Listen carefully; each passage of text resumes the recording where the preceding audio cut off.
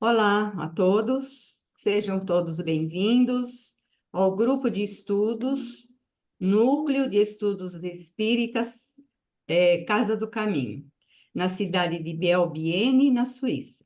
Nas quartas-feiras, nós estamos estudando o livro Céu e Inferno, a Justiça Divina, segundo o Espiritismo, de Allan Kardec. É esse livro que nós estamos estudando às quartas-feiras. Estamos na primeira parte do livro, no capítulo 8º, que é as penas futuras segundo o Espiritismo. E hoje nós temos o nosso amigo Mário Fontenelle, que será o facilitador do estudo de hoje. Logicamente, com a colaboração de todos, né? É muito importante a colaboração de todos nesse estudo. Então, o Mário, né, nosso amigo Mário, está falando diretamente do Japão, né, estará conosco hoje e nós agradecemos muito por ele estar aqui, nos auxiliando, colaborando conosco nesse estudo de hoje. Agradecemos muito a sua participação, viu, Mário? E, novamente, lembrando que a participação de todos é muito importante. Então, Mário, é com você agora, tá bom? Como Eu diz ia a falar velha, algo, né? pode, Mário, falar Bem, algo? na verdade,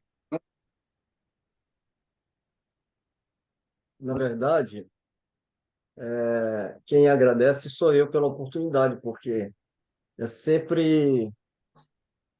O seu Odilson está levantando a mão. Seu Odilson, você quer falar alguma coisa? Ah, eu levantei a mão, sim. Você falou Gélio. Se for o Gélio que eu conheço, da Serra da Silva, foi presidente da Federativa do Espírito Santo, meu amigo pessoal, vivia na casa dele. Ele escreveu realmente um livro, combatendo o rostandismo da fé e outras cositas más. Como você falou, é ele o Certo, nome, é seu esse o Odilson, livro? mas a gente está iniciando o estudo. Se o senhor me permite, eu acredito que é de interesse de todos o assunto, mas vamos iniciar primeiro o estudo, fazer essa introdução. E aí, ao longo do diálogo aqui, a gente vai pincelando os assuntos, tá bom? Pode ser? Não pode, meu Bem, amigo, como deve. tá certo, senhor disse. Então, vamos lá, vamos estudar. Bem, então, mais uma vez, eu que agradeço, né, Terezinha, a sua bondade aí, né, de me apresentar. E já faz um tempinho que eu não venho por aqui, né? Já mandar, mandar não, desculpa. Essa oportunidade de a gente estar junto de novo aqui. A gente anda meio atarefado, mas a gente sempre encontra uma oportunidade. A Zélia sempre está lembrando da gente também. Então vamos lá. A gente, como a Terezinha falou, a gente está na primeira parte, doutrina, capítulo 8º. Antes da gente, a gente vai ler o item 9º, não é isso? Nós Isso. a partir do Da inicia... item 9 Mas nós antes, vamos ler, antes tá? disso, eu queria fazer uma pequena introdução, né, para a gente relembrar um pouquinho, né, o início desse capítulo aqui.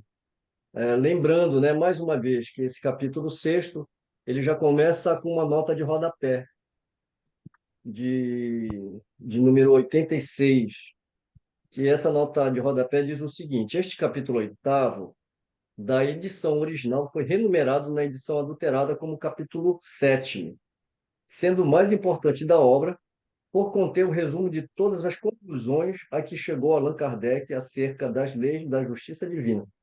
Lembrando, né, que esse livro foi adulterado e agora está sendo recuperado.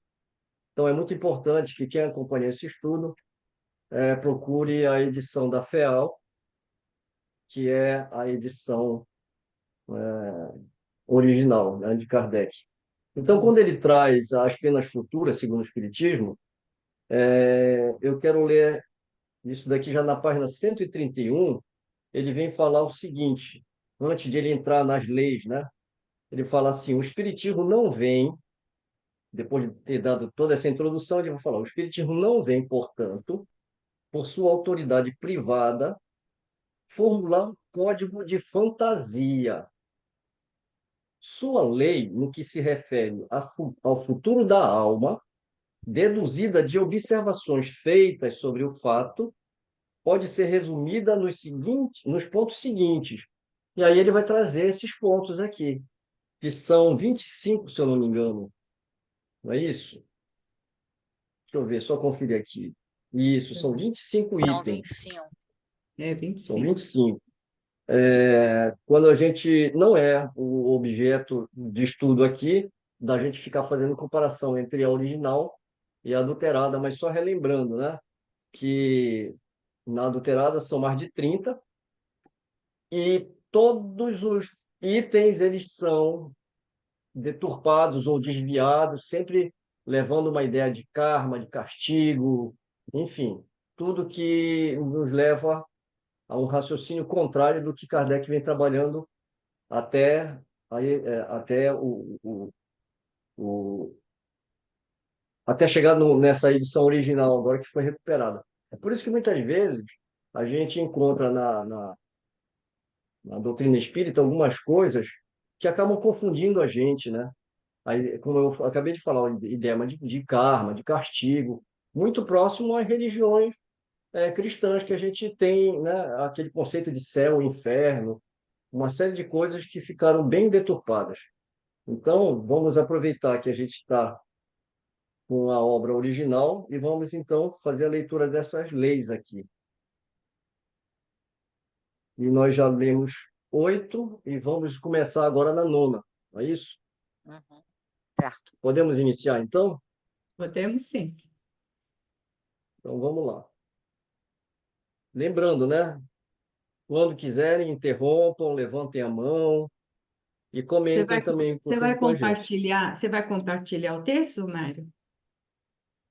Ah, desculpe, eu não estou com o texto aqui, hein? É, quer que eu abra aqui o meu para a gente compartilhar? Ah, se puder, eu agradeço. Terezinha, vai ficar bem. Eu não sei, mas eu não sou coordenadora, eu não sei se eu vou poder compartilhar. A Zélia tem que autorizar. É, ó, ela tem que autorizar, isso mesmo. Todos podem compartilhar, já está liberado. Já está Tá bom. liberado. Ela liberou Então, geral. vou abrir aqui rapidinho.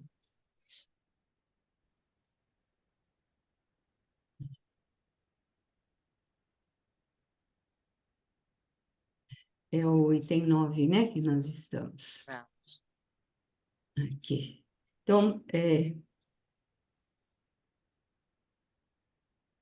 deixa eu tentar, então, aqui. Desculpe um pouquinho. Deixa eu ver se eu consigo aqui agora. Eu acho bom, né, acompanhar no texto, né? Todo mundo está vendo? Sim, Então, tá. Então, agora fica com o Mário. Mário, pode continuar. Vamos lá, então. Como eu estou acompanhando aqui pelo livro, qualquer coisa você vai baixando e subindo o texto aí, Terezinha, tá Pode bom? deixar. Uhum. Então, vamos lá. Item 9. Estando a duração do castigo subordinada ao arrependimento, resulta daí que o espírito culpado, que não se arrependesse e jamais se aperfeiçoasse, sofreria sempre, e que, para ele, a pena seria eterna. A eternidade das penas deve, então, ser entendida no sentido relativo e não no sentido absoluto. Nós temos duas notas de rodapé aqui. A primeira, a 101, é quando ele vai falar sobre a duração do castigo estar subordinada ao arrependimento. Essa nota diz o seguinte: a teoria moral espírita ressignifica o termo castigo. É o que a gente estava falando, né, agora há pouco sobre o entendimento sobre esses termos, né, na obra adulterada. Esse termo ele não foi ressignificado. Ao contrário, foi dado toda a força do sentido de castigo mesmo, né? E agora, com a obra recuperada, volta, né? A gente tem uma outra visão de que castigo. Isso é importante a gente refletir. O Kardec ele foi muito inteligente. Ele não criou conceitos novos.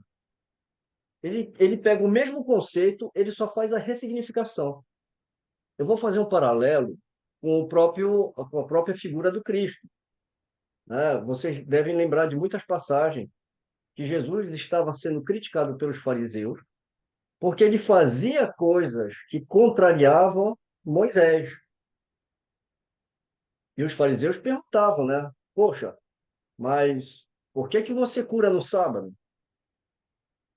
Porque pela lei, né, ninguém podia fazer absolutamente nada no sábado, né? Ninguém podia trabalhar, não podia fazer nada. E ele vai lá dar um outro significado, né? Porque ele curou, né? Inclusive foi a mão mirrada, né, do homem da mão mirrada. E aí ele pergunta: se um boi, se um boi seu cai na vala, você não vai tirar ele de lá? Quanto que vale a vida de um homem? Não vale muito mais do que de um boi? Né? E o homem foi feito para o sábado, e não quer dizer, o sábado foi feito para o homem. Então ele está sempre ressignificando esses conceitos. O conceito de amor ao próximo, né? Porque aquela coisa, o amor ao próximo, quem é meu próximo? Né? Porque tinham duas escolas grandes, rabínicas, uma que pregava que o amor ao próximo, o próximo seria só eles ali, o romano não era, nem os outros, né? Nem o próprio samaritano não era, né? Porque havia uma divisão entre eles. Então, o próximo era só os próximos mesmo, parentes e amigos. E Jesus não, vai falar que inclusive o inimigo também é. Então, ele está sempre ressignificando. O Kardec ele faz exatamente isso. Ele vai fazer a ressignificação. A ressignificação do sentido de anjo, o significado de castigo, né? De todas essas coisas, de todos esses termos. Então, quando ele coloca aqui, a teoria moral espírita ressignifica o termo castigo. Na moral heterônoma, presente nos dogmas, ele é o ato do Deus vingativo que exige a submissão do ser que pecou e sua penalização como um instrumento opressivo.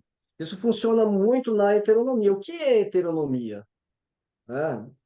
A heteronomia é quando nós nos sujeitamos a leis, a dogmas, sem questionar. Alguém decide. Ao contrário de autonomia. Mas eu não comecei por aí porque era muito óbvio, né? Mas é isso mesmo, claro. É justamente o oposto. A autonomia, ela vai te dar, o nome já está falando, né? Te dá a autonomia de você questionar, de você debater, de você encontrar através da retórica o caminho dessa verdade, que é o trabalho da filosofia, né? A filosofia ela não trabalha com o conceito de verdade, ela trabalha com o conceito da busca dessa verdade, através da discussão do raciocínio, né? E a heteronomia, tudo que, como você falou, tudo que é o contrário. Nós nos submetemos sem questionar.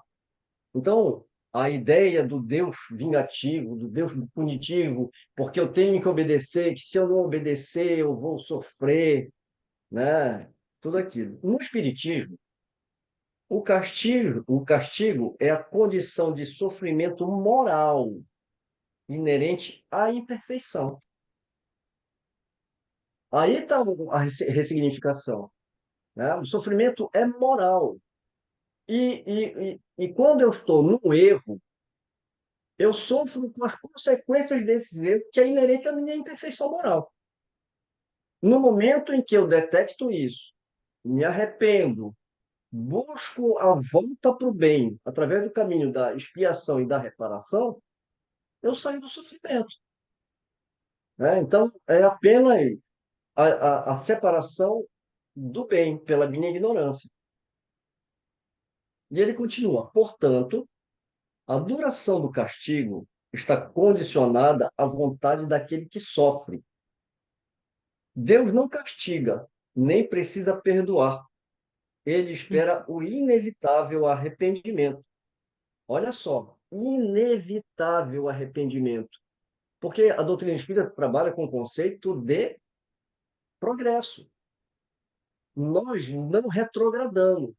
A gente sempre está avançando. Podemos até estacionar por teimosia, por apego aos vícios, né? Então, mas o chamamento, né, entre aspas, né, o chamamento de Deus com relação a gente caminhar até Ele pelo bem, né, é inevitável. Portanto, por isso que Deus não perdoa, porque Ele não se ofende. Ele sabe que a nossa condição, né, é uma condição ainda de uma criança que está em aprendizado.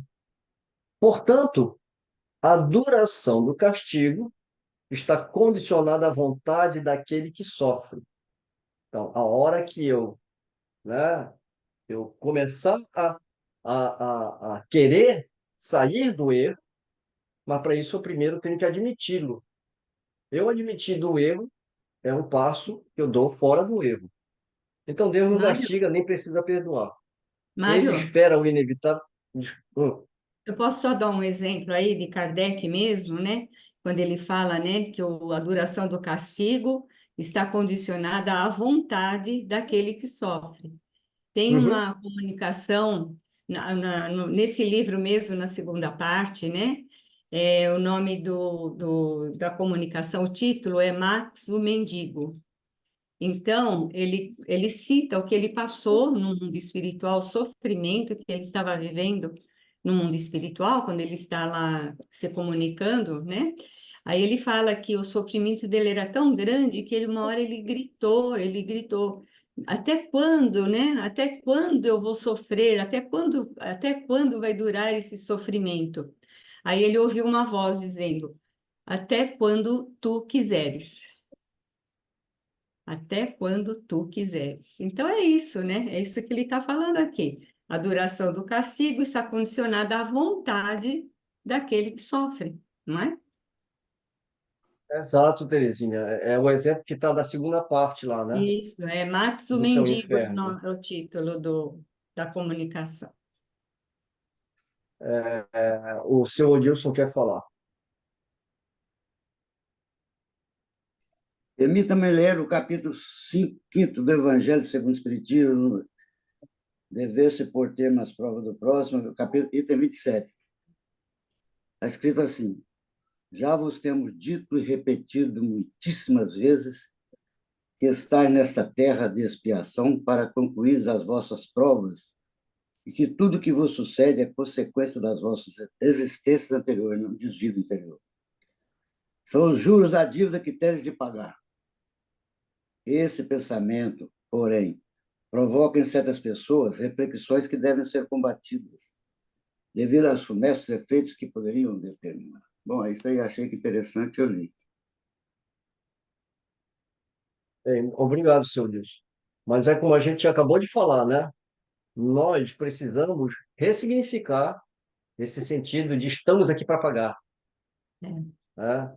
E quando Kardec, porque é uma outra coisa também, né, que a gente vem falando muito nos estudos, sobretudo, né, a gente está preparando alguns estudos lá do nosso grupo para começar um estudo do Evangelho, né, recomeçar um estudo do Evangelho, porque às vezes o Evangelho segundo o Espiritismo ele é lido de uma forma dogmática.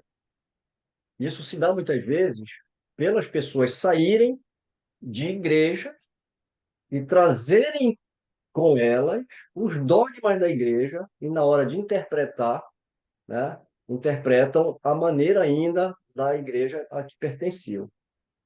O que falta é justamente a chavezinha que Kardec coloca logo no início, né, da introdução do Evangelho segundo o Espiritismo. Qual é o objetivo da obra? A gente precisa ler com muito cuidado aquela introdução, a importância da filosofia, tanto é que Sócrates e Platão estão ali também, né? Tem todos a, a doutrina de Sócrates e Platão ali, enfim. Então, foi bom até o senhor Odilson trazer. O capítulo 5º é o capítulo mais extenso, né? Que vai falar justamente sobre as bem-aventuranças. Ele dá início às bem-aventuranças falando sobre a as aflições, bem-aventurados os aflitos. Você sabe o que é o mais bonito? é que é um capítulo mais longo, é o capítulo que tem mais mensagens consoladoras dos espíritos, na instruções dos espíritos, e o que é mais belo é que o capítulo sexto é o Cristo Consolador. São todas mensagens do Espírito de verdade, como quem diz, todas as aflições que vocês estão passando, né, vocês têm o Cristo junto a vocês. Né? Lógico que não na figura exatamente dele, mas através de tantos mentores e às vezes encarnados também que estão junto com a gente, né? Nos acompanhando nessa caminhada. Mas, voltando ao texto e finalizando essa nota de rodapé, ele encerra assim: essa é a mais perfeita definição da justiça divina enquanto autonomia moral. Essa nota é do editor, e o editor foi o Paulo Henrique de Figueiredo. Não é nota de Kardec. É uma observação muito bem colocada pelo Paulo aí, né? E a outra nota de rodapé, a 102, é no segundo parágrafo, né, que ele fala: a eternidade das penas deve, então, ser entendida no sentido relativo e não no sentido absoluto. A duração, né? A eternidade, quando ele fala de eternidade das penas. Então, nota de rodapé 102 diz: essa definição de Allan Kardec, presente na obra original, é de importância primordial. A expressão penas eternas, ele coloca até entre parênteses, né? Dogma da vingança divina, ressignificada, ganha no Espiritismo o seu real sentido, a relatividade, pois se refere a uma ilusão do espírito imperfeito que sofre por suas próprias escolhas. É uma ilusória fuga da responsabilidade pela insistência no mau comportamento que lhe dá a impressão de um sofrimento eterno, que acabará também por um ato de sua vontade livre, pois é sempre temporário. Então, aqui, mais uma vez, é o que a Terezinha falou, né? Aquele espírito está ali, né? Um tempão, mas quem está preso no tempo é ele, né? É. Né? E até quando que ele vai estar ali? Até quando ele quiser. É o momento em que ele decidir sair dali, ele vai sair dali. Então, a eternidade ela é relativa. Esse item nono aqui, alguém quer fazer um comentário até aqui? A Zélia colocou aqui no chat, né, lembrando que o Max, o mendigo, que a Terezinha citou, está na página 412 desse livro aqui, né, que é a segunda parte exemplo. Vamos lá, então, para o item 10? Nossa. 10º. Uma condição inerente à inferioridade dos espíritos é de não ver o fim de sua situação e de acreditar que sofrerão sempre. É para eles um castigo que lhes parece ser eterno. Acabou de falar e tem uma nota de rodapé 103, né? Essa aqui, nota de Kardec. Nota de rodapé 103. Perpétuo é sinônimo de eterno. Dizemos, o limite das neves perpétuas, os gelos eternos dos polos.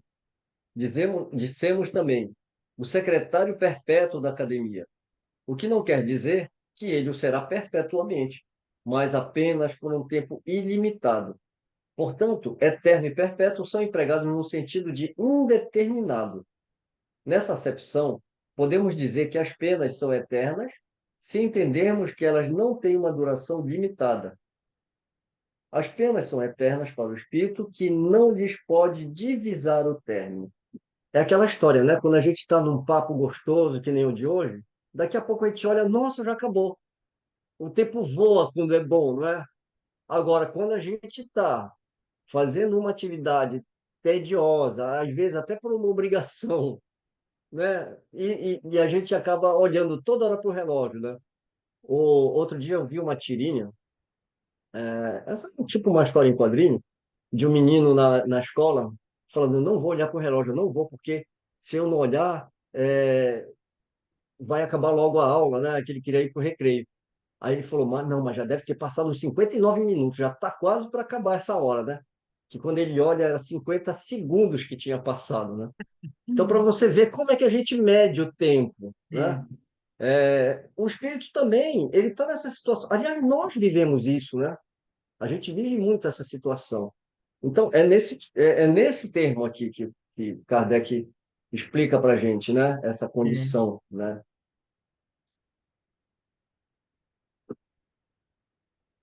11º, é possível que o espírito não se aperfeiçoe jamais?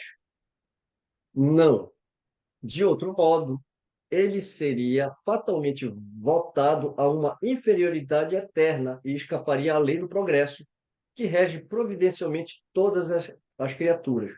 É que a gente falou anteriormente do progresso, né? Ele pode estacionar, mas ele sempre vai progredir. Não retrograda jamais. Por isso que aquela ideia da metempsicose, que é muito comum a gente ver em outras culturas, né? O Espiritismo ele contesta isso. A gente vai estudar dentro do Livro dos Espíritos, dentro da doutrina espírita, sobre o progresso. E é o que ele coloca aqui, né? É possível que o espírito não se aperfeiçoe jamais? Não.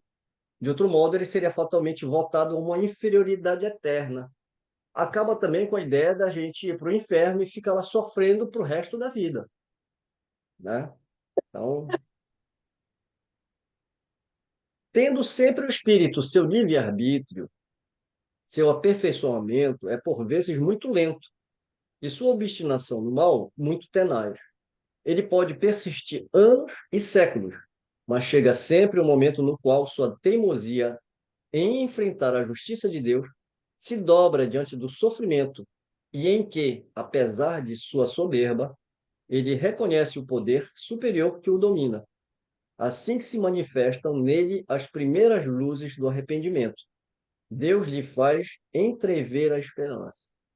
Nós temos uma nota de rodapé que a gente já vai para lá. Eu queria fazer um comentário antes da gente ir para lá. Pode ir para lá É, já? Vai para a Oi? nota já? Pode ir para a Ah, nota já? pode ir que eu vou fazer um comentário rápido, né? É Tá. muito comum, é muito comum em reunião mediúnica a gente abordar espírito que de muito tempo no mal, né? No mal no sentido da ignorância, né? Ali isso cansa, né? A própria estada no mal cansa, né? E é um sofrimento, querendo ou não. Então a gente vê muitos espíritos que às vezes acabam aceitando auxílio, mas não é porque se arrependeram, é porque estão cansados, foram vencidos pelo cansaço. Mas aí é uma oportunidade para acolher esses espíritos, né, e fazê-lo finalmente que eles enxergam o erro em que eles se encontram e o porquê desse cansaço, né? Pode ser 100 anos, pode ser 1000 anos, pode ser o tempo que for, mas o momento de progredir ele vai chegar, né, para todo. E aí a nota de rodapé diz o seguinte: o espírito errante, aqui eu acredito que todos não precisam dessa explicação, mas algumas pessoas podem assistir o vídeo depois. A gente só quer lembrar que o errante aqui não é quem está no erro. Errante é aquele que está na erraticidade, ou seja, que está entre uma encarnação e outra. É o espírito desencarnado, né? O espírito que está na erraticidade. O espírito errante, que sofre moralmente em virtude de sua imperfeição, vive a ilusão de que essa condição lhe será eterna. O seu arrependimento, como ato consciente da vontade livre, por si só, lhe dá nova perspectiva. Ele vê agora a oportunidade de mudar e experimenta um bem-estar que o consola. É o que a gente estava falando, né? Quando ele é acolhido, né? Aí ele começa a desfrutar desse bem-estar e ele realmente começa a entender, né, o erro em que ele se encontra, ou que se encontrava, né? Dessa forma, escolher uma encarnação penosa está na perspectiva do remédio amargo que cura, e ele escolhe livremente tomá-lo, pois o resultado definitivo importa de mais que o transitório fel. Nota do editor, fim da nota de rodapé. Então, lembrando, né, que muitas vezes nós próprios escolhemos as nossas provas. Nem todas são escolhas, a maioria das vezes são nossas escolhas, salvo algumas exceções de espíritos que ainda precisam, né, de um tutor ali, e ainda não tem uma condição ainda de fazer essas escolhas consciente. Aí entra a figura do mentor, de auxiliar aquele espírito na sua trajetória evolutiva, até que ele possa fazer isso por ele mesmo, né? Mas é como é que ele fala, né? Aqui, ele, muitas vezes, ele prefere a perspectiva de um remédio amargo que cure, ao invés do transitório fel. É importante a palavra que o editor aqui escolheu, né? Transitório fel. Ou seja, é uma passagem. Ninguém fica eternamente ali, né? É só um tempo de a gente tomar um impulso. Tudo bem até aqui? Vocês estão muito quietinhos hoje, hein? Mário, eu queria só, assim, chamar atenção para um detalhe aí nessa frase, né? Uhum, Quando ele sim. fala assim que se manifestam nele as primeiras luzes do arrependimento, Deus lhe faz entrever a esperança. Eu acho tão bonito isso, tão fantástico, né? Quando começa a Você sabe, despertar, ele já começa a ter a esperança para o futuro. Maravilhoso, né? essa palavra aqui, essa frase, Deus lhe faz entrever a esperança, isso é de uma, é de uma bondade extrema. E o respeito com a criatura. Deus Isso, lhe faz entrever a esperança. Mas antes disso, ele não faz. Porque se ele faz, ele fere teu livre-arbítrio. Ele sim, espera que você desperte. Então, é aquela história, né? Eu não quero a morte do pecador, né? Eu não quero a morte do ímpio. Eu quero a morte do pecado, né? Que morra as nossas imperfeições, mas que o espírito, né, se vivifique, né? Se renove. Então, é aquela história, né? Que eu lembrei agora que você falou de novo do Max, né? Os benfeitores estão ali o tempo todo, né? A gente vê muitas essas histórias, né? Do camarada que está ali no sofrimento, e aí quando ele realmente ele começa a fazer aquele movimento, né? De sair daquela condição através do arrependimento, e quando ele vê essa luz se abrindo, ele pergunta, ué, mas poxa, vocês demoraram a chegar, e aquela história, né? A gente sempre esteve aqui. é, O problema é só um problema vibratório, né? É A se gente está numa render, frequência, né? você está noutra, né? Oi? É se render, É, né? É se render, eu me rendo, né? é. e eu acho que essa frase aí mostra a justiça de Deus de uma forma tão diferente, né? Que as religiões, de uma forma geral, mostram, né? A justiça de Deus, inflexível, dura, penalizando. Olha, as primeiras luzes do arrependimento, Deus já. É muito diferente a justiça divina, como o Espiritismo mostra, e como as religiões, de uma forma geral, mostram. É uma diferença, assim, para mim, enorme, enorme.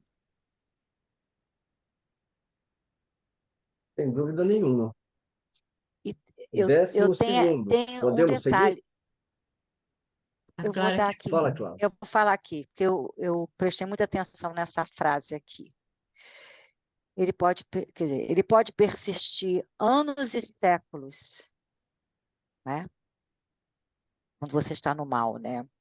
Ele pode Uhum. persistir anos e séculos, mas chega sempre um momento no qual sua teimosia em enfrentar a justiça de Deus se dobra diante do sofrimento, e em que, apesar de sua soberba, ele reconhece o poder superior que o domina.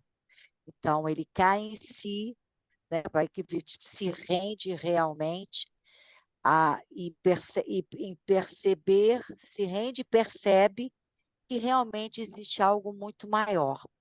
Mas quando ele fala que assim, se dobra diante do sofrimento, aí eu me remeto às nossas provas e expiações. As nossas provas e expiações na Terra, nós falamos aqui no Espírito Errante, mas as nossas provas e expiações na Terra seria esse sofrimento aqui em que a gente se dobra a Deus? Podemos dizer isso?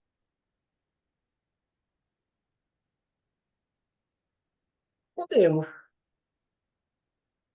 É, porque eu fiz aqui assim, agora aqui viajei podemos. assim aqui. No meu ponto de vista, tá? Né? Tá, não, mas eu coloquei isso porque veio aqui na minha cabeça, eu achei interessante a gente Sim, colocar, né? se bem, Que a gente não, fala então, mas sofrimento, né? se Não bem que pode aqui falar mal. ele tá tratando do espírito na erraticidade, mas nós somos espíritos de qualquer forma. Mas Sim, olha, tem aqui mesmo na Terra, a gente tem exemplos de pessoas que fazem, aprontam, né? Mas chega numa hora que também tem gente que cansa, sim, né? Tem gente que cansa e acaba, né, querendo sair dessa vida, né? né? Digamos Sim, assim, né? vários casos, né? Vários casos, porque Então, quantos casos que a gente vê? às vezes a gente precisa. Tem pessoas que curtiram a vida, né, de uma maneira sem freio, digamos assim, e acabam contraindo doenças, né? E às vezes essas doenças fazem a pessoa parar. Elas poderiam ter parado antes, né? Seja por aí fatores que a gente não vai ficar trazendo aqui à baila, Sim, sim, né? Exemplos, eu acho que cada um já, né, já é o suficiente da gente imaginar N coisas aqui, né? Às vezes a pessoa, né, quer viver a vida de uma forma, né, muito hedonista, né, muito ligada aos prazeres, sejam eles de que for, passando muitas vezes por cima das pessoas, enfim.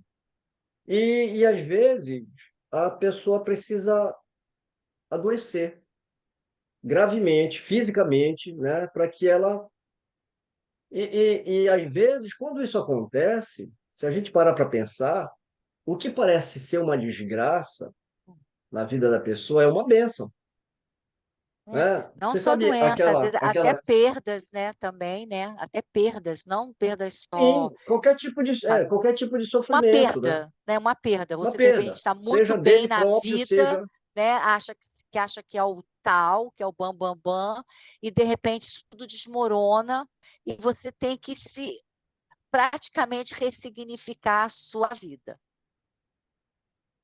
Jesus vai falar uma frase interessante que eu acho que tem uma ligação com o que ele está falando. Se uma parte do teu corpo for motivo de escândalo, corta e joga fora, né? Aí o camarada vai lá e corta, né? Não, não é isso que Jesus está falando, né? Porque por incrível que pareça, né? Isso foi até alguns anos atrás, isso foi até notícia, né? Foi bem noticiado, né? De uma pessoa que era muito ligada à religião e ela começou a ter alguns transtornos sexuais e acabou amputando o membro porque era motivo de escândalo que estava escrito na Bíblia. Então, aí a gente chega a um extremo, né? Porque aí, no caso, é mais um caso de você estudar o comportamento humano através de psicanálise, há vários caminhos, né? Mas aquela história, essa interpretação, quando a gente vai falar de Jesus, o que ele está falando é exatamente isso, né? Às vezes você, poxa, eu estou perdendo tal coisa. Você está perdendo ou você está ganhando? E aí vem aquela questão, né? Não é o que fazem comigo, não é o que a vida faz comigo, é o que eu faço do que né, do que a vida me trouxe. É a gente saber ressignificar as coisas dentro da nossa vida, tá? Analisar. Como dizia Paulo de Tarso, né? Tudo concorre para o bem. É só a gente saber fazer a leitura, né? O seu Odilson levantou a mão.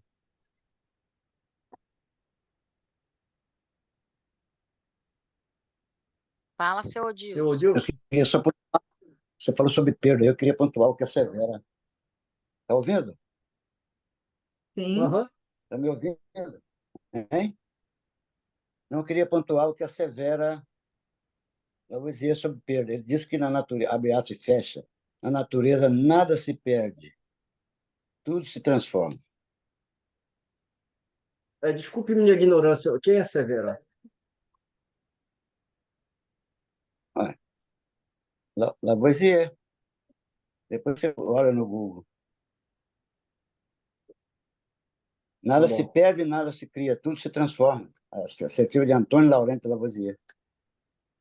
Aliás, eu já disse Não, Alice aqui aí você também. falou Lavoisier. Severa, eu não entendi. Quem é Eu também Severa? não entendi. O que que é severa? Não, na natureza, vou repetir, na Severa, não, desculpa. Na natureza, tá entendendo? Nada se perde, nada se cria, Mário. Tudo se É, transforma. Ah, tá bom. Antônio Ah, Laurentio tá Lavoisier. bom. Aqui Lavoisier, tem um tá. ela É fato, que eu, assim, a Severa foi-se embora. não, eu Eu fiquei, te digo que eu né? não falei Não, agora eu Severa, entendi, não. seu Odilson. Agora Não, entendemos. tá certo. Então, Mário, vamos Podemos? esquecer esse negócio de perda. Tudo se transforma. Nada se cria, tudo se transforma. Mário, só uma coisinha. Também nós podemos entender também, aqui quando ele fala, né? Aquele que fica muito tempo na teimosia, persistindo no mal, né? E sofrendo, né? Porque persiste no mal.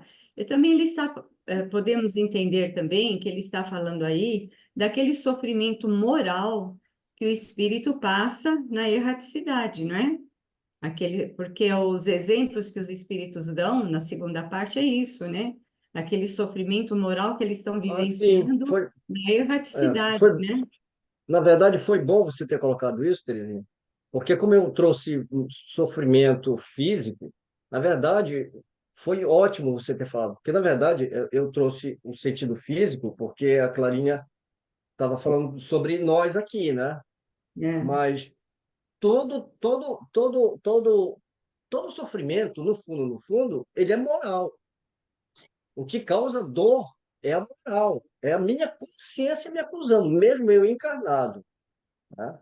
Então, todo sofrimento ele vai ser uma condição moral.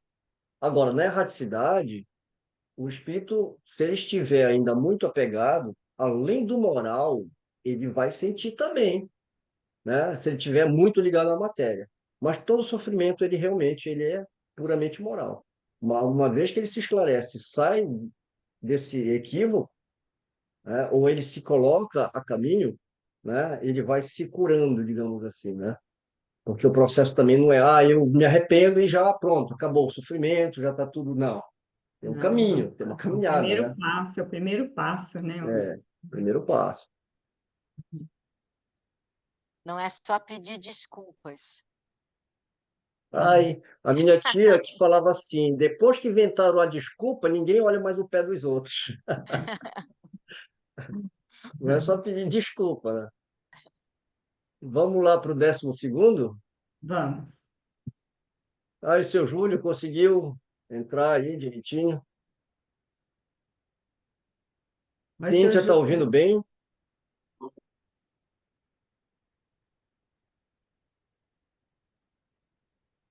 Elza também está acompanhando a gente, né? Olha, se vocês podem abrir o microfone e falar, Então, tá eu bom? tenho que dar uma, uma parada.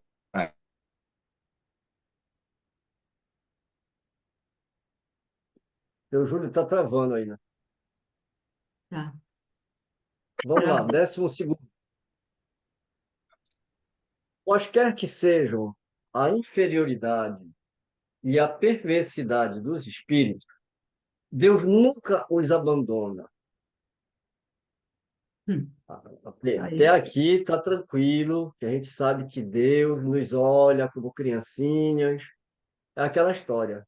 Aqui eu acredito que muitos são pais e mães, se bobear até avós. A gente olha para os nossos filhos fazendo as artes, né?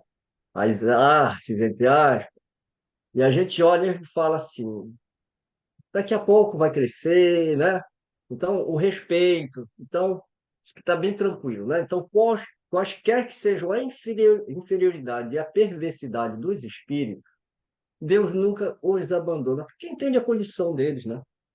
Todos têm seu anjo guardião que vela por eles, observa-lhes os movimentos da alma e se esforça para neles suscitar bons pensamentos, o desejo de progredir e de reparar numa nova existência o mal que fizeram. Porém, o guia protetor age quase sempre de maneira oculta, sem exercer nenhuma pressão. Senão, não existiria livre-arbítrio, era condicionamento. O espírito deve se aperfeiçoar por conta da sua própria vontade e não em decorrência de qualquer coerção. Ele age bem ou mal em virtude de seu livre-arbítrio, mas sem ser fatalmente impelido em um sentido ou outro. Se ele faz o mal, sujeita-se às consequências enquanto persistir no mau caminho. Desde que dá um passo em direção ao bem, ele sente imediatamente os efeitos. isso também eu acho muito bonito, muito confortador. Essa frase aqui, desde que dá um passo em direção ao bem, ele sente imediatamente os efeitos. Mas Muito, muito legal. esse parágrafo, né, esse 12º, seria o quê? 12ª lei, não é Leis, isso? né, que ele fala, É, né? Ele fala é aqui, muito bonito, olha, muito bonito. eu vou ler de novo aqui, ele fala, o espiritismo não vem, portanto, por sua autoridade privada, formular um código de fantasia, né? Que ele vai estar falando justamente sobre essas penas futuras, né? Sim. Então, sua lei, no que se refere ao futuro da alma, deduzida de observações feitas sobre o fato, pode ser resumida nos seguintes pontos. Então, ele vai pontuar essas leis Uhum. sobre a vida futura, né? Essas penas futuras, no ponto de vista da lei, como ele coloca aqui. Você sabe, se a gente parar para pensar, ah, é aquela história. Às vezes, você. Uma vez eu ouvi uma frase, isso sempre fica na minha cabeça, essa frase, né? É aquela história. Numa discussão, ninguém ganha, porque o que ganha, perde. Aí eu fiquei pensando, como assim? Se ele ganhou, ele ganhou. Não, não ganhou.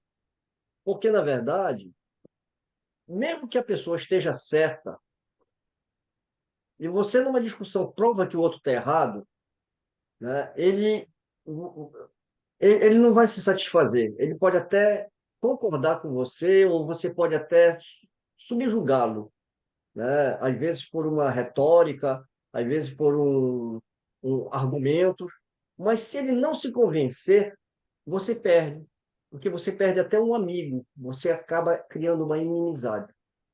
Kardec, no livro Viagem Espírita em 1862, ele foi convidado a falar sobre uma questão com relação a uma hipótese de se existisse uma animosidade entre as pessoas, de quem ele ficaria do lado. E a questão era, tipo, um estava certo e o outro estava errado. Uma questão. E ele fala que ele ficaria do lado de quem tem a caridade. Porque a caridade consiste em você respeitar a ignorância do outro. Por mais que a gente esteja certo, se você impõe a sua verdade para aquele que ainda não está pronto para ela, você humilha. E você não é nada caridoso. Então, às vezes a gente tem que saber entender que não é o momento, né? Daquela pessoa ainda não está na condição. Então, a gente tem que ter muito tato. É a mesma coisa aqui, né? Se você pega um espírito que está renitente no mal e você obriga ele a seguir o bem, ele vai até seguir por coerção. Mas ele foi para o bem com o entendimento que ele teria que ter, ele vai contrariado. Ou seja, ele não se modificou. Na primeira oportunidade que ele tiver de fazer de novo, ele vai fazer. Então, ele não se corrigiu. Ele continua com a imperfeição, né? Continua com imperfeição, porque ele não se modificou. Sim. Né? Então, por isso que fala, o espírito deve se aperfeiçoar por conta da sua própria vontade.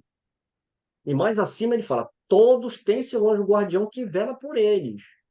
Observa-lhes os movimentos da alma e se esforça para neles suscitar bons pensamentos. O desejo de progredir e de reparar numa nova existência o mal que fizeram. Mas pegar na mãozinha e falar, escreve, é assim. Não, não vão fazer. Não tem. Então, isso até é uma lição para a gente, né? Quando a gente for orar para o nosso anjo da guarda, não fala, olha, resolve aqueles boletos para mim. Não. Vamos sair, vamos trabalhar, pegar o dinheiro e pagar a conta. Né? E aí eles vão estar incentivando a gente, né? Vão estar sempre do nosso lado.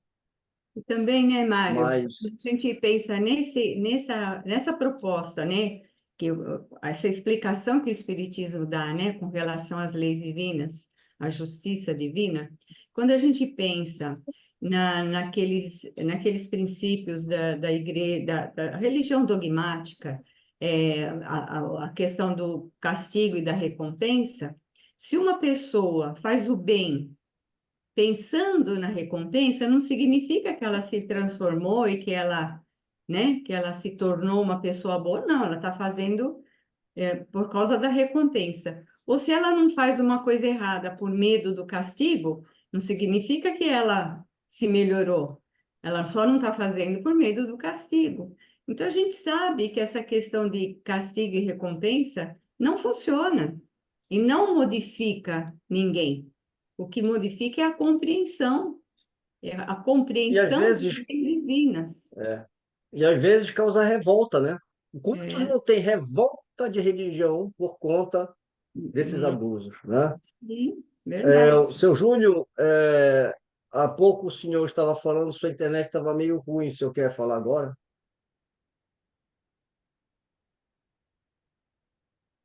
Não, tudo bem. Eu estava dizendo que eu que estou instável, sou eu. Ah, É, porque não, ontem eu fui parar no pronto-socorro com uma crise de Ah, labirintite, então eu estou ainda meio zonzo. Mas ah, tudo bem, está muito bom, muito bom. tá, logo, logo o senhor já entra em sintonia aí. Sim, sim, não, eu já estou na sintonia, estou só recebendo. Tá legal. A Elza quer falar alguma coisa, Elza?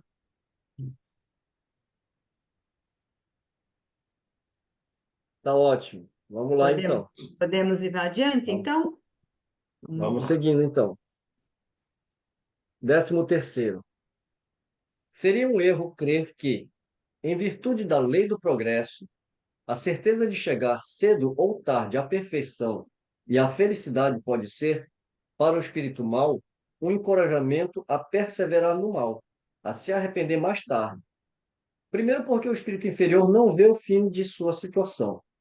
Em segundo lugar, porque, sendo o espírito o artífice de sua própria infelicidade, termina por compreender que dele depende fazê-la cessar e que, quanto mais tempo persistir no mal, por mais tempo será infeliz. Que seu sofrimento durará para sempre se ele próprio não lhe puser fim. Será então, de sua parte, um cálculo errado, pelo qual ele seria o primeiro enganado. Se, ao contrário, segundo o dogma das penas irremissíveis, toda esperança lhe está para sempre interditada, ele persevera no mal porque não tem nenhum interesse em envolver ao bem, que proveito algum lhe traz. A razão diz de que lado está a verdadeira justiça providencial e onde melhor se mostra o amor de Deus por suas criaturas. Nota de rodapé, número 105. O Espiritismo estabelece a abordagem racional e experimental dos fatos da vida futura, superando a fé cega do pensamento dogmático. É interessante que o Kardec vai abordar essa questão, né,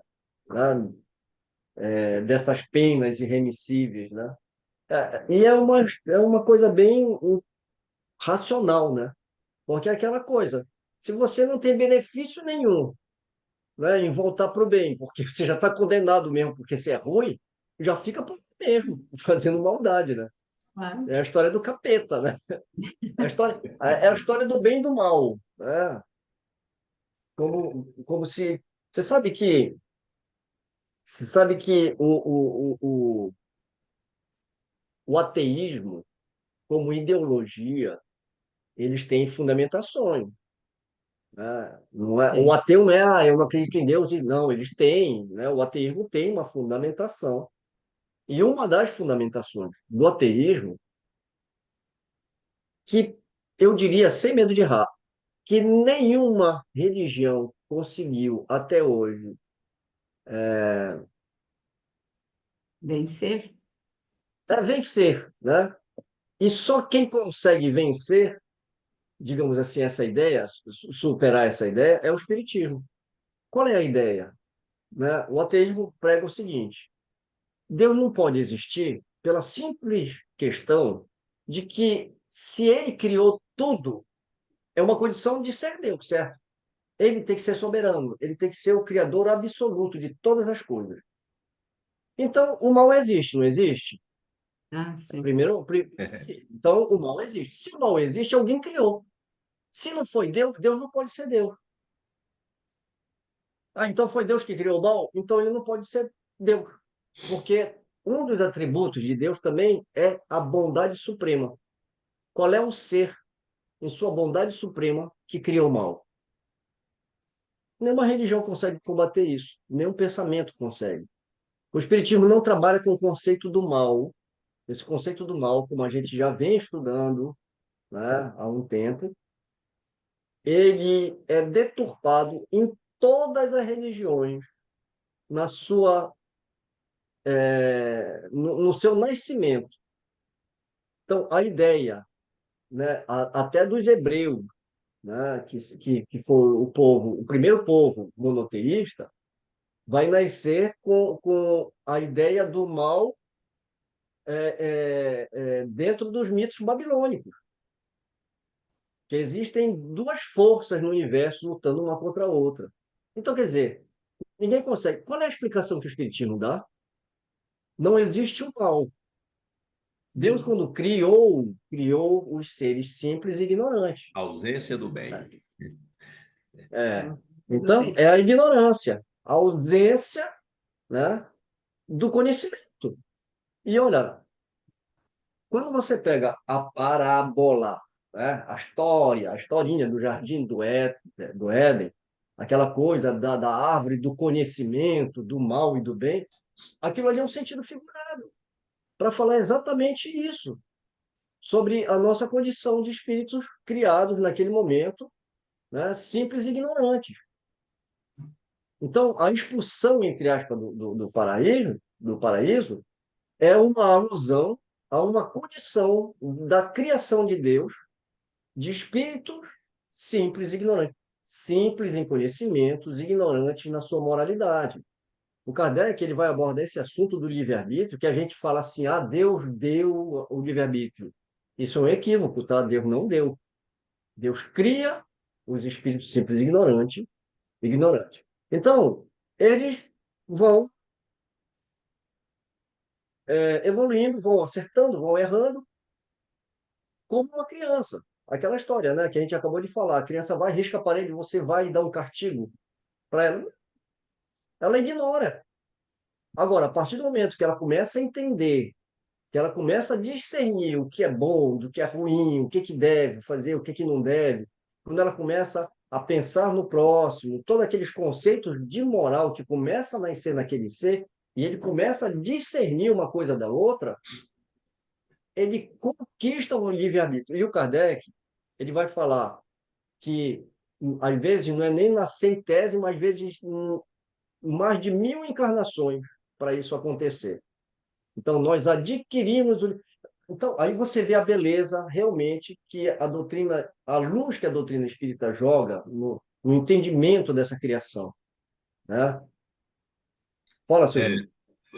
Mário,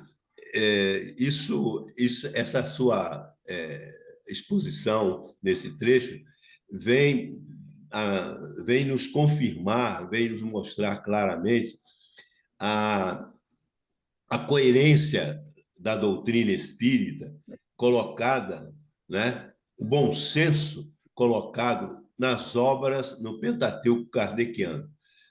Nós estamos, lembra aqui a dona Clara, a dona Terezinha e os demais que estão aqui também online, né? E às segundas-feiras nós estamos estudando o quê? Qual é o livro? A A Gênese, né? Gênese. Na última segunda-feira, nós começamos a tratar exatamente, né? Começamos a conversar sobre, mas aí já vai aparecendo um homem de uma forma assim, de uma forma assada, ele vai evoluindo. Nós estávamos começando a falar sobre isso. E você, nessa sua bela exposição, nos traz essa confirmação. Simples e ignorante. Se o neandertalense lá, ele já melhorou um pouquinho, né? Nós até falávamos sobre isso, né, Clara? Que provavelmente tenha sido lá com os neandertalenses que tenha começado a aparecer o quê? O sentimento. Não é isso? Talvez, há uma hipótese, uma corrente que diz que o sentimento começou ali, por isso, por aquilo. Não vou dar um spoiler aqui, não. Vamos assistir na próxima segunda-feira. Mas é isso aí, viu, Mário? Simples, ignorante e vai na criação. Volto a repetir um chavão que eu tenho repetido muito. Na engenharia da criação, Papai do Céu botou todos os ingredientes. À proporção que o tempo passa e as condições vão se favorecendo, esses ingredientes vão reagindo e vão fazendo aparecer as novas caras, né? As novas formas no meio da criação. Ok? Obrigado.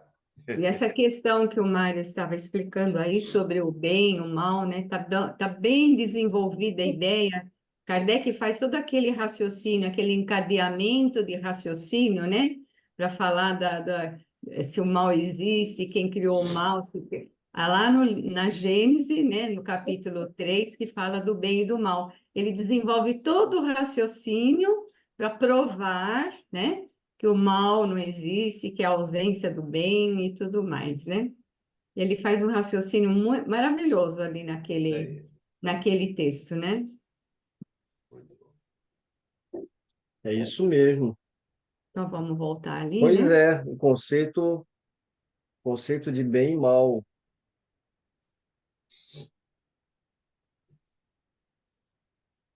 Vamos lá para o 14º, é isso, né? 14º, é.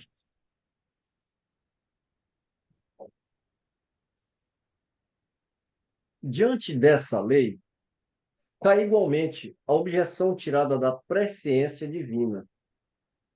Deus, criando uma alma, sabe efetivamente se, em virtude de seu livre-arbítrio, ela tomará o bom ou o mau caminho. Sabe que ela será punida se agir mal, mas sabe também que esse castigo temporário é um meio de fazê-la compreender seu erro e de fazê-la adentrar no bom caminho, a que chegará cedo ou tarde. Segundo a doutrina das penas eternas, Deus sabe que a alma falhará e está de antemão condenada a torturas sem fim. A razão diz também de qual lado está a verdadeira justiça. é um parágrafo autoexplicativo. Parágrafo não, né? Uma lei autoexplicativa, né? Você É. fez bem em separar aí pelas cores, né? O Uhum. amarelo aí, né? Um raciocínio claro, lógico, e um outro, né? Para a gente fazer uma comparaçãozinha aí, né? É.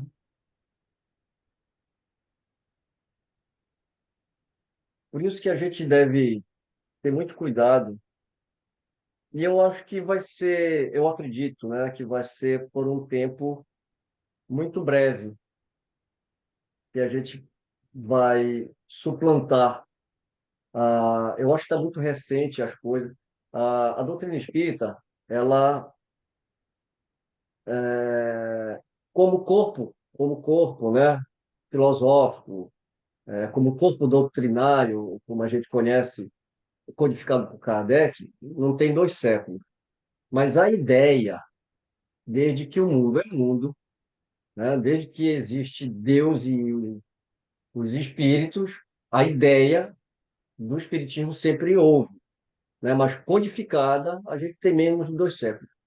Então, a gente olha para trás, né, para a história do pensamento humano, que, aliás, vou fazer uma pequena propaganda aqui, né, lá do nossa página da casa aqui, da Sociedade de Estudos Espírita Fraternidade, do qual eu faço parte, a gente está desenvolvendo justamente um trabalho sobre filosofia.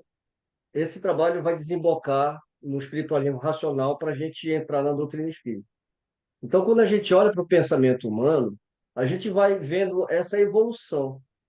E quando chega o momento adequado, que o Cristo vem, né, encarnado em Jesus, trazer uma ressignificação para a humanidade naquele momento, de lá para cá se passaram 2000 anos aí, né?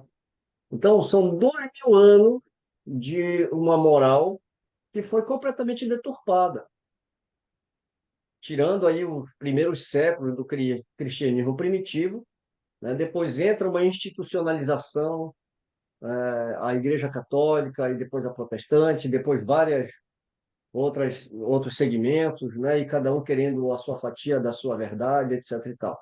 Então, quando a gente para e pensa, a ideia é antiga, mas o modo como ela veio preparada através do Espírito da Verdade e a pleiade de espíritos que acompanham, né, esse espírito para trazer agora de uma forma organizada as ideias, justamente pelo momento que a gente está vivendo, né? Então, eu acredito que essas ressignificações que a gente tem tido o trabalho de toda hora parar para fazer comentário sobre pena, sobre castigo, isso vai ser muito breve, porque a gente vê que a evolução ela vai cada vez se acelerando cada vez mais.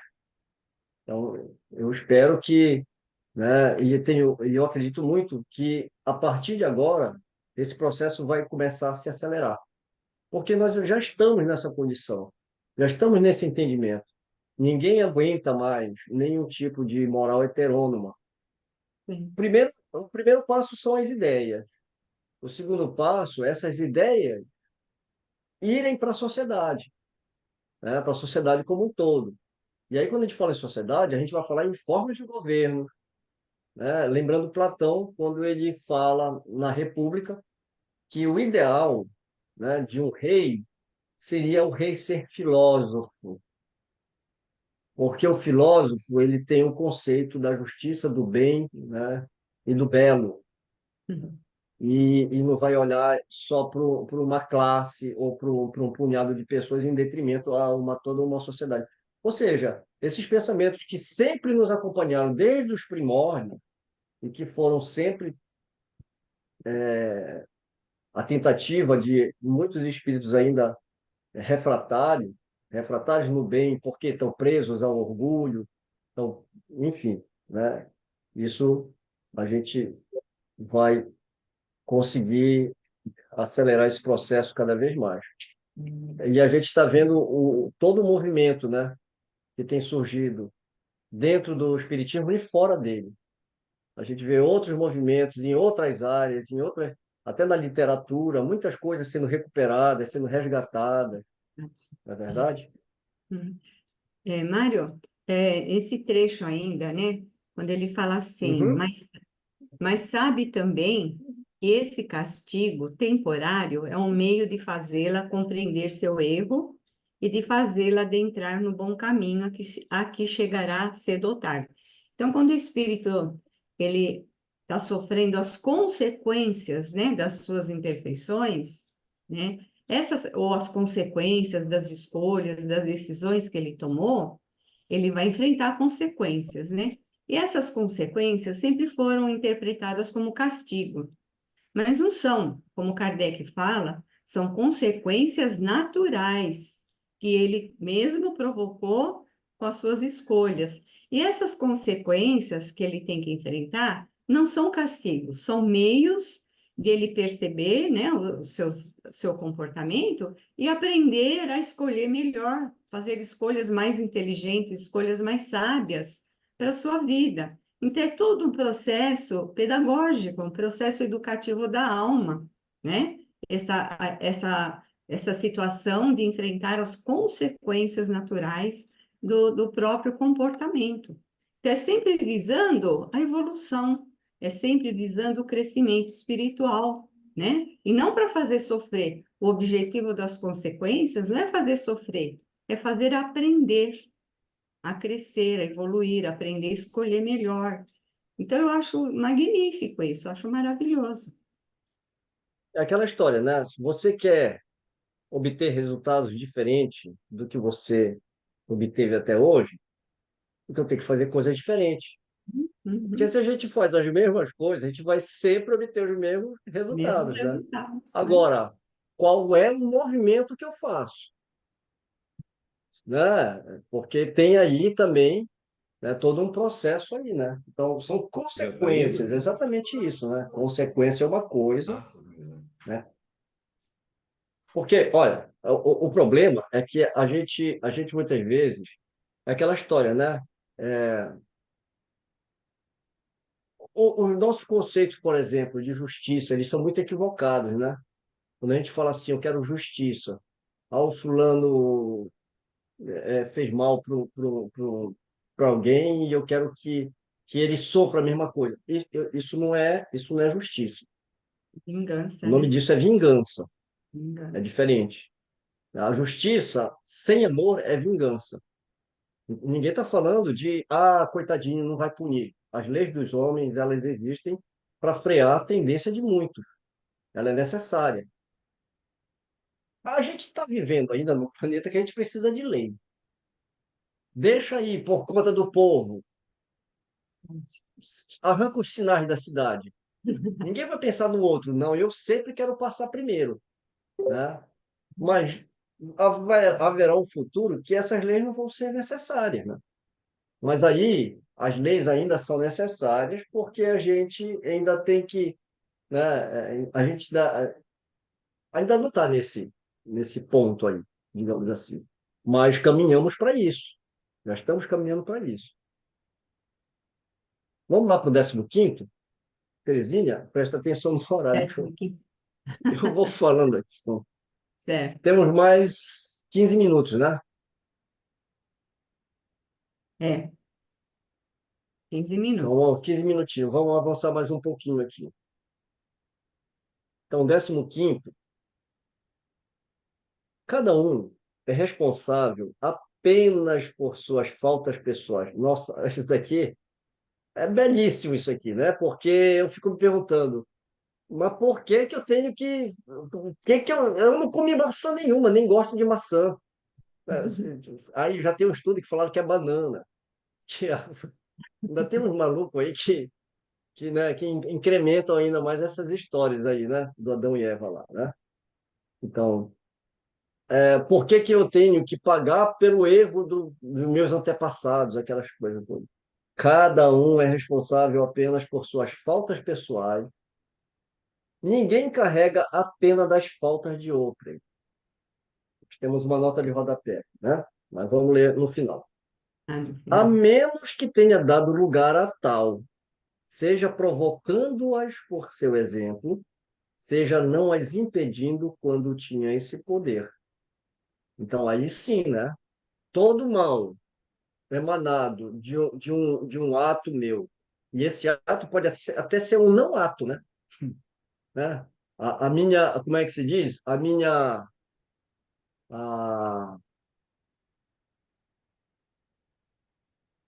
quando a gente não impede, né? Quando a gente tem o poder de impedir uma coisa e não faz, a Omissão, minha omissão. omissão, né?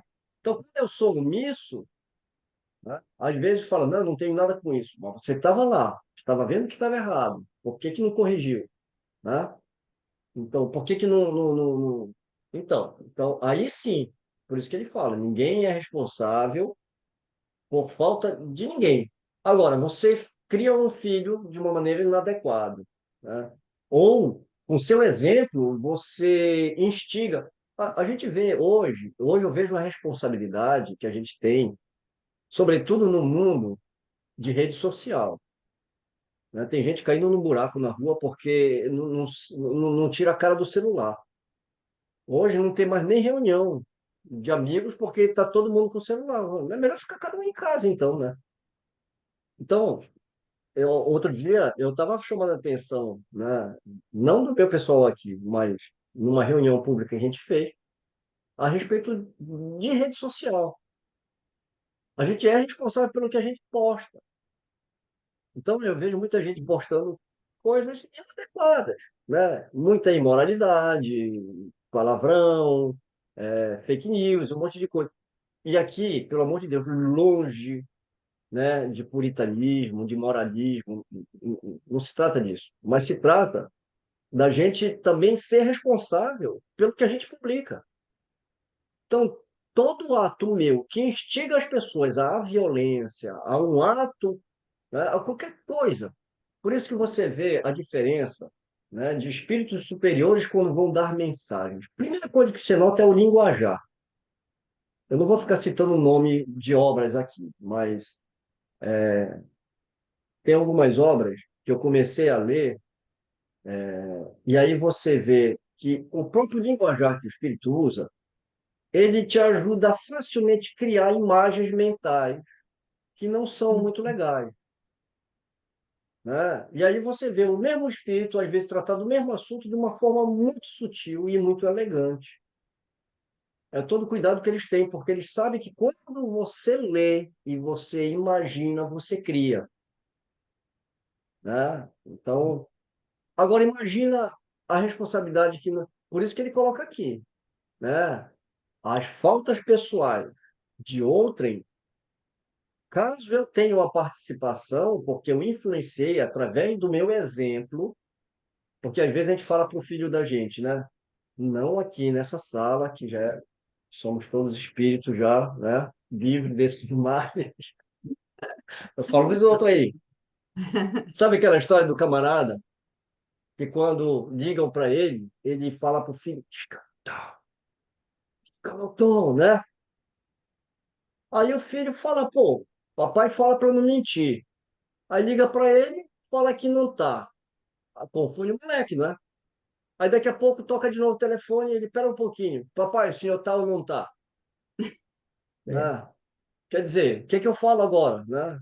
Aí eu chego com meu filho e falo que não posso mentir. Então, a gente tem que ter essa coerência, né? Então, é aquele negócio que ele coloca aqui, né? É justamente isso. A menos que tenha dado lugar a tal, seja provocando-as por seu exemplo, seja não as impedindo quando tinha de responder. Vamos ler a nota de rodapé, a 106, e depois a 107. A 106 diz que a alma que peca é a que morre. O filho não carregará a iniquidade do pai, e o pai não carregará a iniquidade do filho. A justiça do justo estará sobre ele, e a impiedade do ímpio estará sobre ele. É uma passagem que está no capítulo 18, versículo 20 de Ezequiel, lá no Antigo Testamento, né? Quando ele fala aqui, essa frase aqui. Essa aqui é uma nota do Allan Kardec, né? Então ele deixa bem claro justamente isso, né? É, a alma que peca é a que morre, não é a do filho, né? Responsáveis somos nós mesmos. E a última nota aqui, a 107, última no sentido aqui do 14, né, que são duas, do 15. Quando ele vai falar dessa segunda parte aqui, né? Responde-se não somente pelo mal que se fez, mas também pelo mal que se poderia fazer e não se fez. 107. O mal está em estacionar de forma voluntária e consciente diante da condição natural da evolução do espírito. Assim, perdem-se as oportunidades na encarnação, tanto fazendo o mal quanto deixando de fazer o bem. Nota do editor.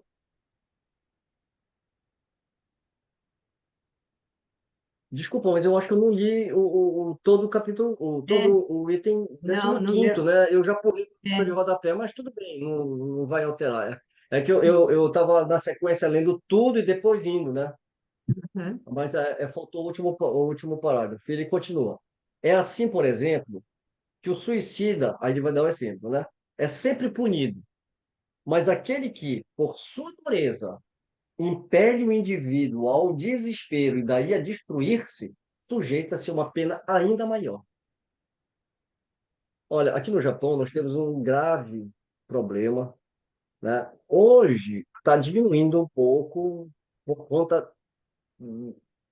do número escandaloso de suicídio por conta de excesso de trabalho, né?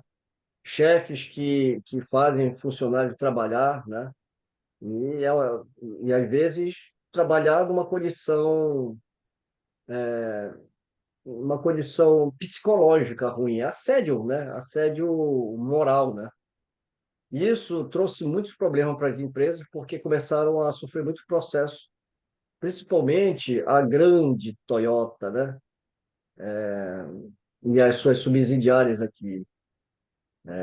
Realmente é coisa de louco. Trabalhar para a Toyota aqui, andar de carro Toyota é muito bom, mas trabalhar nas fábricas, infelizmente, é uma realidade de outro planeta. Mas enfim, então quer dizer, aí é aquela coisa, né? Então não está em erro só o chefe que maltrata, mas toda a direção de uma fábrica que permite que se faça isso com os funcionários em detrimento do ser humano. Porque aqui a peça de um carro é muito mais importante que a vida de um ser humano, por incrível que pareça. Às vezes tem muito glamour quando se fala de Japão.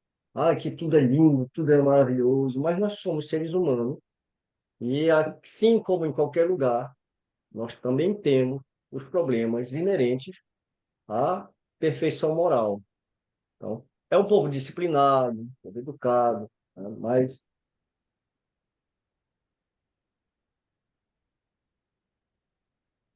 a Zélia pediu para eu fazer um pequeno comentário aqui com relação ao suicida, né?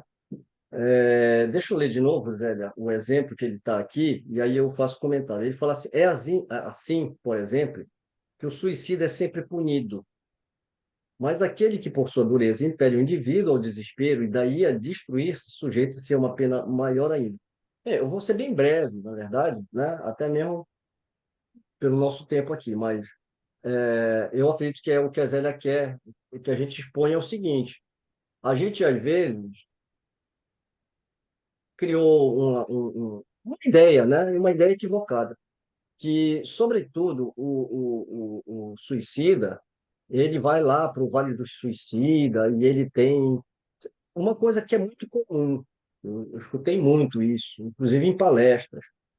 Ah, o camarada ia viver 80 anos, ele se matou com 20, ele vai ficar 60 anos no umbral. Olha, isso não é verdade. E eu vou falar uma coisa muito importante. Uma coisa leva a outra coisa. Quando eu ouvia isso, eu achava muito estranho, né? E aí você começa a estudar e você vê que não é, não é.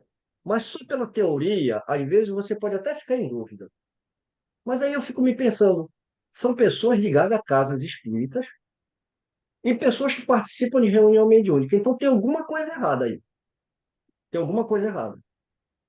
Porque quando eu comecei a participar de reuniões mediúnicas, e já vai 20 anos aí, no começo, o grupo ainda estava se estruturando, a gente estava aprendendo, então isso vai acontecendo aos poucos, né? Essas experiências. E em um determinado momento, eu acredito que quando a gente já estava mais preparado, a gente começou a receber espíritos de suicidas. E olha, eu vou citar alguns aqui, só para te ter ideia do que é a bondade de Deus e que, como a Zélia colocou aqui, cada caso é um caso.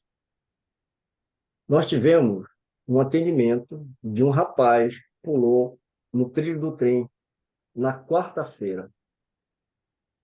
Já tem alguns anos atrás, uns 8 anos. No sábado, nós recebemos ele aqui, na reunião mediúnica. E um dos fatos, né, que teve como atenuante e que foi depois revelado pelos mentores, na hora que ele pula, ele se arrepende, mas não dá mais para voltar. Ele não tinha como voltar do pulo, né? E entre outros fatos, né? Enfim, é uma história belíssima, mas a gente deixa para o outro dia. Outro caso, um rapaz cometeu suicídio, né? A moça veio procurar a gente, fizemos as preces, fizemos a evocação. Outra coisa que desmente, inclusive a Federativa Espírita Brasileira, com um discurso que não se pode evocar, eu não sei de onde que eles tiraram isso, deve ser de Rustem, porque Kardec não falou isso.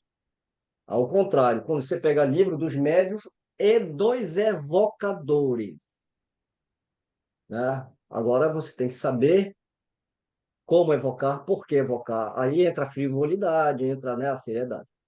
Nós evocamos esse espírito e ele acabou sendo trazido e tal. Nós atendemos, achamos que ele estava bem, mas não tivemos mais notícias dele. A gente achou até que o caso está resolvido. Nesse ínterim de um ano, mais ou menos, a esposa tinha alguma sensibilidade e ela volta e meia falava que achava que ele ainda estava por ali. Eu não sabia responder porque a gente não tinha realmente, né, mais percebido mais nada. Depois de um ano, mais ou menos, a gente recebeu de novo esse espírito.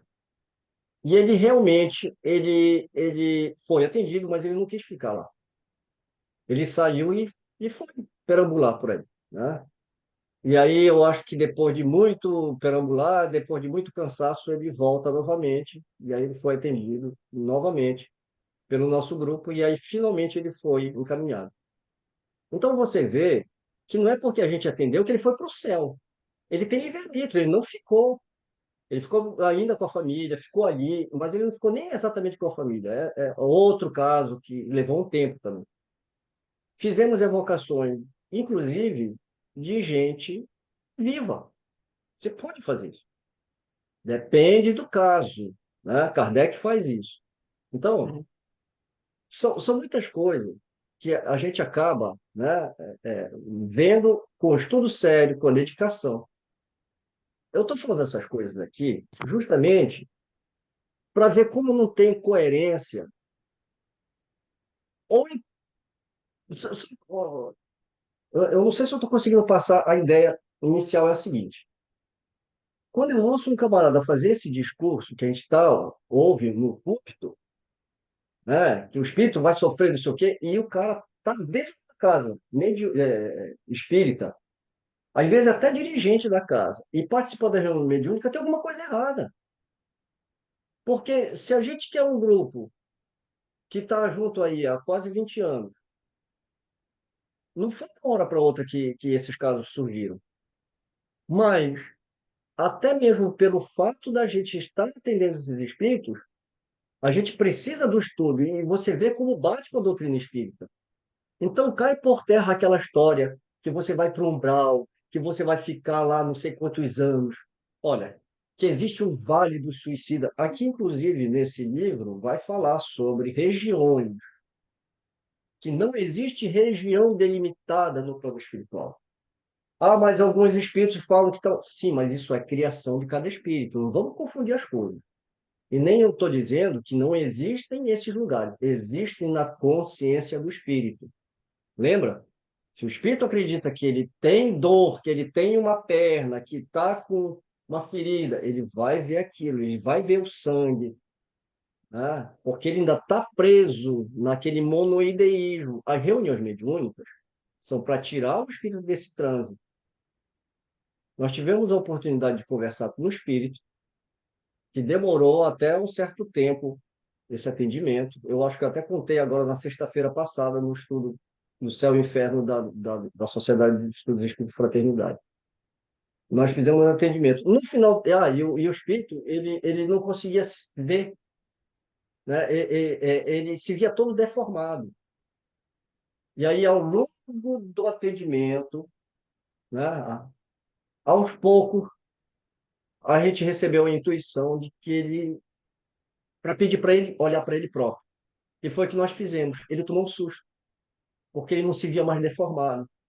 Ele precisava apenas sair daquela vibração.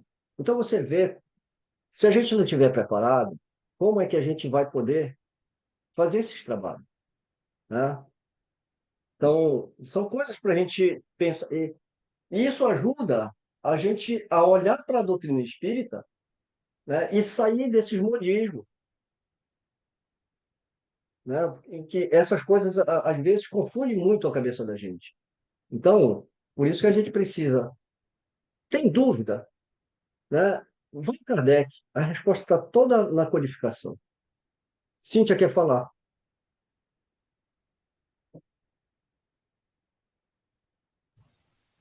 Oi, Mari, obrigada. Oi, pessoal, aquela hora eu não consegui falar do meu microfone, depois eu consertei. Mário, obrigada pelo seu tempo e por todas as explicações, muito útil. Eu tenho uma pergunta. Semana passada, eu e uns amigos, a gente estava discutindo, no bom sentido, a questão de que se um espírito, numa sessão mediúnica, ele pode expressar um choro ou não. Uns disseram que sim, outros disseram que não. Aí eu falei, tem que perguntar para alguém experiente, né? Então, essa é a minha pergunta. Ele Deixa eu pode ver se eu expressar entendi. através Se do o médium médium um pode choro? chorar, O médium claro que pode. pode sentir uma Pode. vontade de choro e sendo um choro que o médium reconhece que não é dele e tem um contexto ali na sessão mediúnica, Olha, ele Cíntia, no pode meu ou ponto não? de vista, olha, no meu Uhum, ponto de vista, no meu ponto de vista, o que nós devemos evitar são atos inadequados, palavrões, batida na mesa, agressividade, porque o corpo é do médium, uhum, né? Eu vou fazer de conta que é você, né? Vou falar na tua pessoa, né? Então, o corpo é seu, né? Então, uhum, mas o espírito que não. O espírito pensou e você falou. Você é dona da sua voz, né? Você não é uhum, médium inconsciente, porque hoje os médios inconscientes são raros, né? Então, uhum, a educação mediúnica que nós recebemos é justamente para controlar essas coisas e educar também o espírito. Tem espírito que às vezes demora da comunicação e eu fico lá, uhum, né? Que a paz esteja contigo. Aí quando começa a demorar muito, como eu conheço a médium já há muito tempo, né? Eu já penso, ele deve estar xingando até a minha última geração aí, né? Mas a médium está uhum, conversando mentalmente com ele, falou, olha, uhum, você não pode falar assim aqui, porque aí geralmente quando eles falam, porque ela não deixa eu falar assim desse jeito que eu quero. E aí a primeira uhum, coisa que a gente fala, até do lugar que você vem, existe uma ordem lá. uhum, Aqui não é diferente, né? Então a gente pode te receber, fale adequadamente. Então, aí ele vai falar. Ah, agora, coisas mais agressivas, palavrões, essas coisas, o médium é necessário que ele tenha disciplina e ele controle. O uhum. choro, quando qualquer um de nós está nervoso e chora, como é que você se sente depois? Envergonhado, né? Geralmente exposto. Aliviado, não é? E Não é ali, aliviado? dependendo do contexto, né? Depende muito do contexto, né? Desculpa, eu quis dizer no Depende da sentido de reação do outro. emoção represada, tá? Eu Uhum, quis dizer no uhum, sentido de emoção represada. Quando você está Ah, sim. muito angustiada e você chora, não dá um Uhum, alívio, uhum. Pode ser um né? choro de Então, alegria também, né? De- é. Depende, tem Então, vários tipos de choro. mas é diferente de uma gargalhada, né? Diferente. Tudo em excesso, né? O Uhum, choro pode aliviar, né? Uma manifestação de alegria pode ser feita, né? Mas nada uhum, em excesso, uhum, porque quem está no controle é você, né? Quem uhum, está no controle é você. Então, eu acho que tem coisas que realmente o choro convulsivo, por exemplo, também não é adequado. uhum, Ó, é aquela história. Uma vez eu ouvi uma palestrante falando uma coisa, não lembro quem foi, mas eu achei muito interessante. Ela fala assim: faz de conta que o médium é um repórter. Aí ele está lá no Rio uhum, Grande do Sul narrando as tragédias. Se ele começa a se uhum, emocionar e começa a chorar, ele não vai dar notícia nenhuma. É o uhum, que acontece com o médium. uhum. Se o médium começa a entrar num choro convulsivo, ali, convulsivo, né, ele não vai ajudar em nada, ele vai piorar a situação, né? É, aí a gente também tem a questão do autoconhecimento e do autocontrole, né? Para poder identificar o que que é nosso e o que que seria do outro e do espírito também, no caso, né? Mas para isso, antes de uma reunião mediúnica, existe um treinamento chamado educação mediúnica. A Uhum, gente só coloca, pelo menos no nosso grupo, a gente só coloca uhum, um médium para trabalhar quando ele recebe essa educação. É uhum. lógico que a gente não vai esperar ele ser perfeito, porque aí todo mundo morre e não tem reunião, É. né? Mas ele Mário, tem que ter. Mário, dá licença, só um minutinho. Como o nosso horário passou bastante, a gente pode continuar a conversa depois de parar a gravação, né? Como agora o Ai, assunto. perdão, Terezinha, desculpa, realmente. Não, tudo bem, né? Tudo bem. A gente Eu só vou continua, a concluir gente aqui, continua. só vou concluir para fechar a ideia, né? Mas aí eu já te passo e a gente já fecha. Mas só para fechar esse bloco aqui, para a gente encerrar, a educação mediúnica ela é necessária, imprescindível, para que essas questões que você levantou aí, elas sejam preparadas, né? E aí a Uhum. gente continua esse bate-papo nos bastidores. Isso. Terezinha, a palavra é com você. A gente pode continuar batendo papo depois, né? Então, nós vamos encerrando, né, o nosso estudo de hoje, vamos encerrando por hoje. Foi muito bom, foi muito produtivo, foi enriquecedor, né, o estudo. E desejamos a todos muita paz e até o nosso próximo estudo.